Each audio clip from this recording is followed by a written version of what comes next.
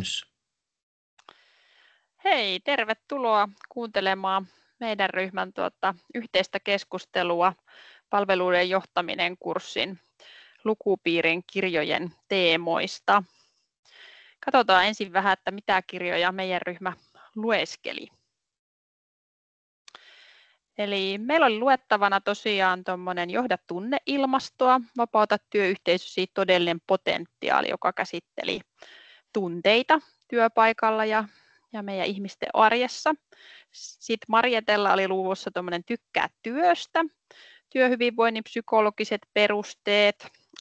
Kati luki strategiana asiakaskokemuskirjan ja sitten Tomilla oli luettavana Steve Jobsista kertova teos. Katsotaan sitten, mitä me ollaan opittu vähän täältä. Ruvetaan keskustelemaan, mitä meille täältä nousi näiden kirjojen pohjalta. Ja aloitetaan vaikka vähän tuosta tunneilmastosta, joka on aika semmoinen merkittävä asia ja jotenkin tästä kirjasta, jonka itse tosiaan luin liittyen tunneilmastoon, niin aika vahvana nousi se semmoinen, että me ihmiset ollaan niin kuin kokonaisuus ja myös siellä työpaikalla niin olisi tärkeää muistaa ne ihmisten tunteet ja johtajan olisi tärkeää nähdä sinne tunteiden taakse, että se hyvinkin usein niin se vaikuttaa myös siihen meidän tekemiseen siellä töissä. Mitäs teille tuli tästä mieleen, kun kuuntelitte esitystä? No, mulla ainakin tuli mieleen, että tosiaan ne tunteet vaikuttaa tosi paljon just siihen työilmapiiriin ja sitä kautta sitten myöskin esimerkiksi tuohon työhyvinvointiin. Ja tosiaan jokainen työntekijä ja ihan johtoasemassakin oleva henkilö on aina kaikki omia persoonoitaan ja on tosiaan paljon niitä tunteita ja niiden ilmaisu on sen takia tosi tärkeää siinä työelämässä ja heijastuu myös yhtä lailla asiakkaisiin kuin muihin sitten työkavereihin ja kollegoihin ja esimiehiinkin se. Joo, mitäs muut?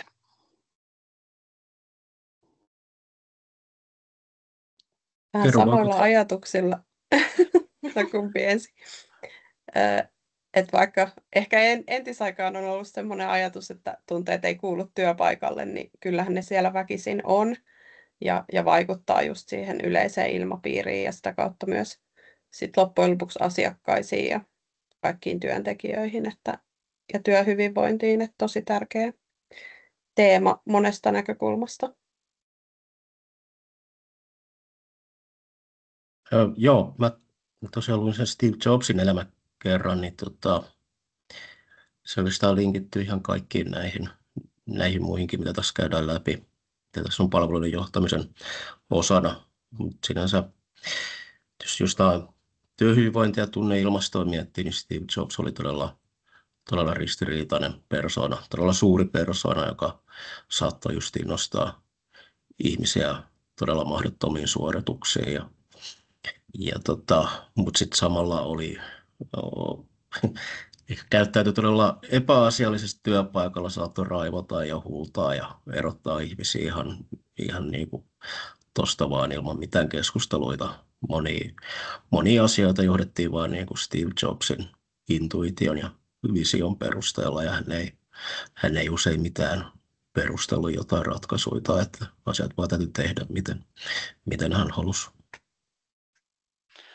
Joo, en tiedä, että miten paljon sitten Steve Jobs käytti aikaa vaikka siihen, että hän olisi miettinyt ihmisten psykologisia perustarpeita, että miten hän arvosti näitä työntekijöitä vaikka tai muisti kiittää tai että kertoa, niin kuin miten he ovat vaikka edistynyt siinä työssään, jotka on tosi tärkeitä, että me saadaan niin kuin palautetta siitä ja se on ehkä niin kuin itse ajattelen, että tässä palveluiden johtamisessakin niin on tosiaan aika iso tehtävä jotenkin johtajalla ymmärtää niin kuin ihmistä, on se sitten sidosryhmässä tai työntekijänä tai asiakkaana, että me ollaan niin kuin kaikki tuntevia tahoja ja tietysti johtaja yhtä lailla myös, että hänelläkin voi olla huono päivä ja silloin ei välttämättä kannata ehkä sit antaa palautetta sitten, jos on ihan niin kuin tilanne päällä itselläkin, niin ehkä toi Steve Jobs on aika jännä esimerkki, että hän varmaan niin kuin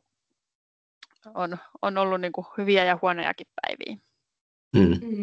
Ja voin kuvitella, että siellä tosiaan hänellä ei ole välttämättä ollut aina se kaikkein paras työilmapiiri, mutta silti hän on sitten onnistunut luomaan niin kuin semmoisen innovatiivisen ilmapiirin ja kuitenkin saanut sitten työntekijät pysymään siellä, haluamaan olla siellä joka tapauksessa ja saamaan sitten myös sitä niin kuin suurta työn imua ja paljon onnistumisen kokemuksia sit silloin, kun on onnistuttu, mutta muuten se on ilmeisesti ollut aika sitten pelottavakin työilmapiiri olla töissä, niin tosi ristiriitaista, mutta mielenkiintoista, että on sitten silti syntynyt suuria innovaatioita siellä ja työntekijät viihtynyt.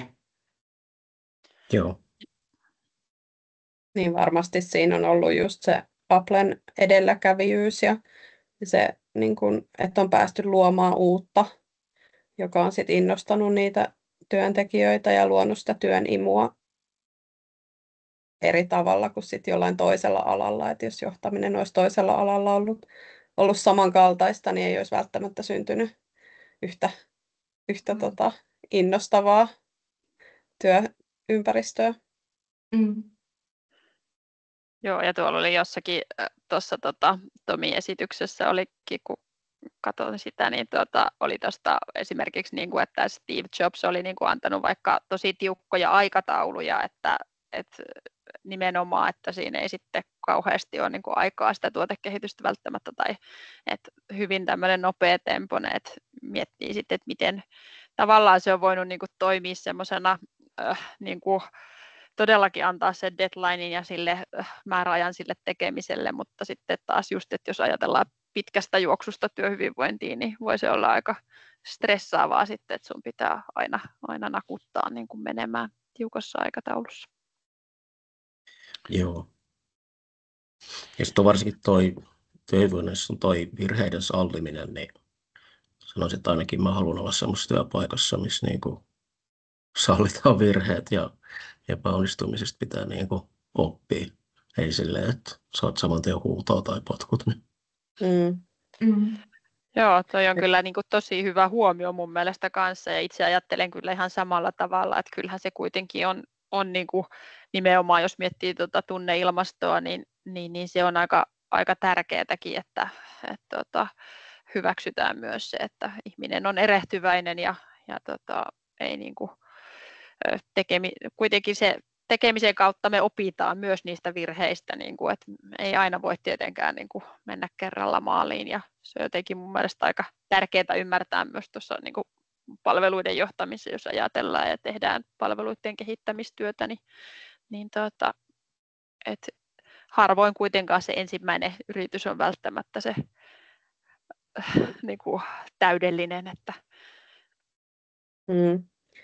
Ja sitten jos ajatellaan, että niitä virheitä ei sallita, niin kyllähän se johtaa myös ehkä siihen, että ei synny mitään niin kuin todella hyvää, koska sitten ihmiset alkaa tekemään semmoista niin kuin turvallista ratkaisua ja niin kuin turvallisia asioita sen pelossa, että jos virheitä ei sallita, niin sitten ei ehkä myöskään kokeilla jotain tosi villiä ja erilaista, koska siinä on aina myös se riski, että se voi olla virhe.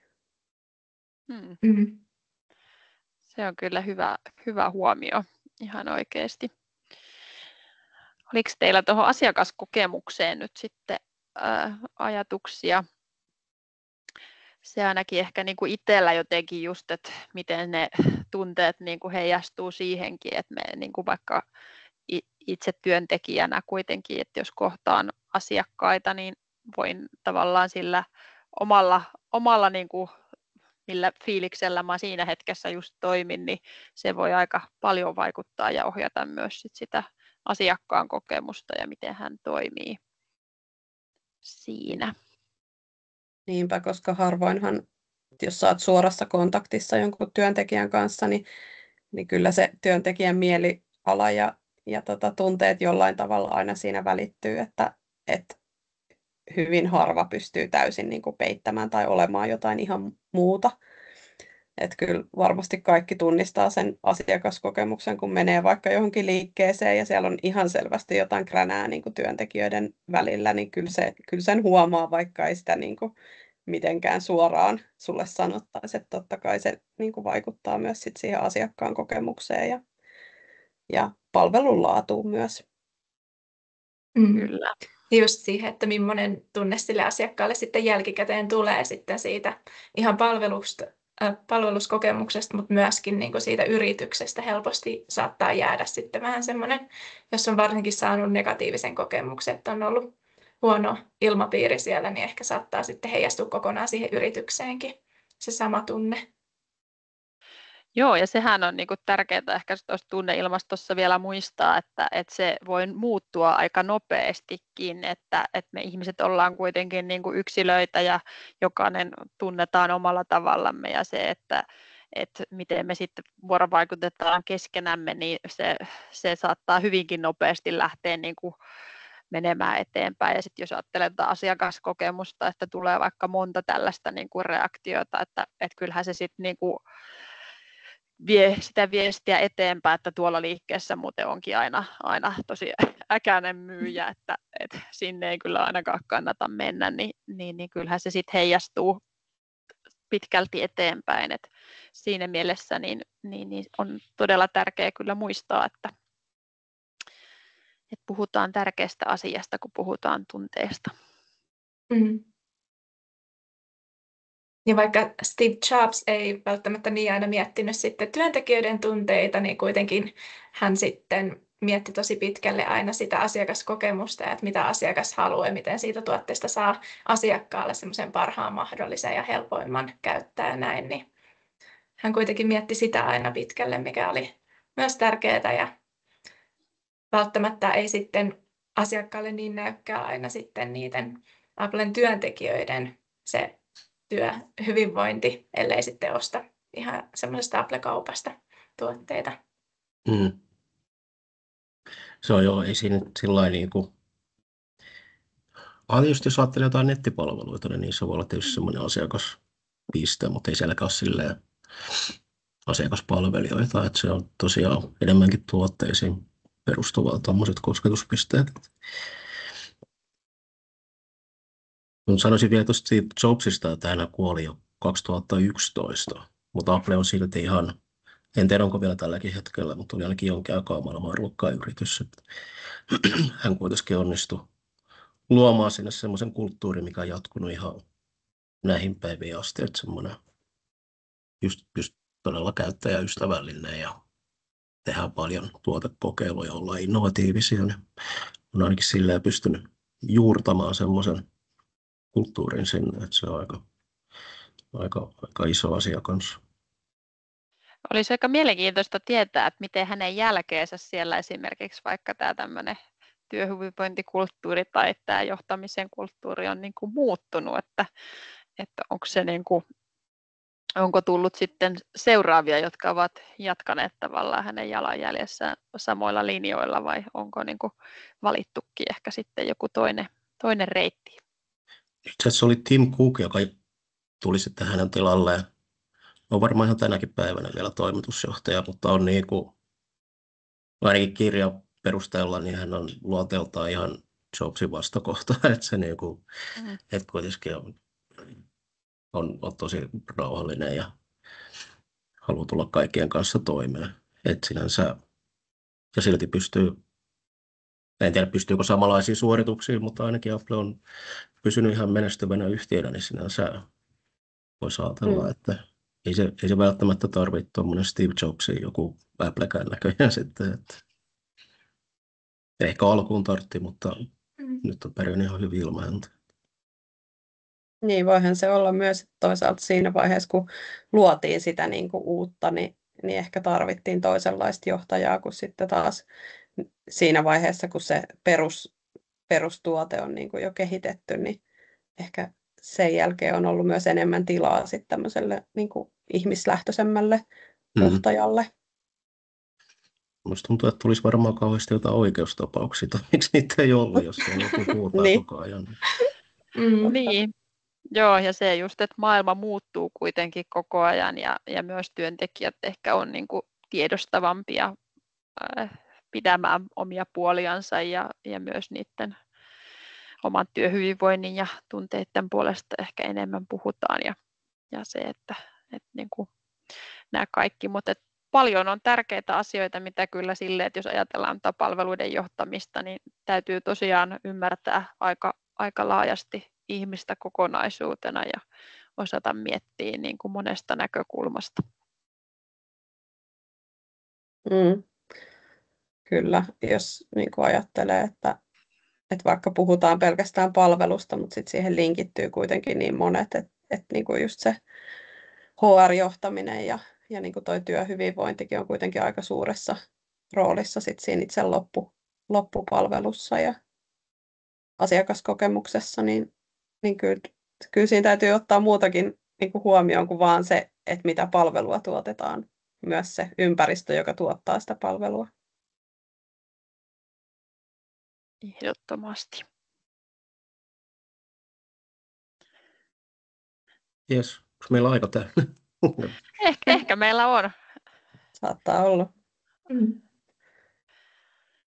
Tässä oli tällainen katsaus nyt sitten meidän kirjojen pohjalta tähän palveluiden johtamiseen ja toivottavasti kaikki sai uusia ajatuksia. Kiitos. Kiitos. Kiitos.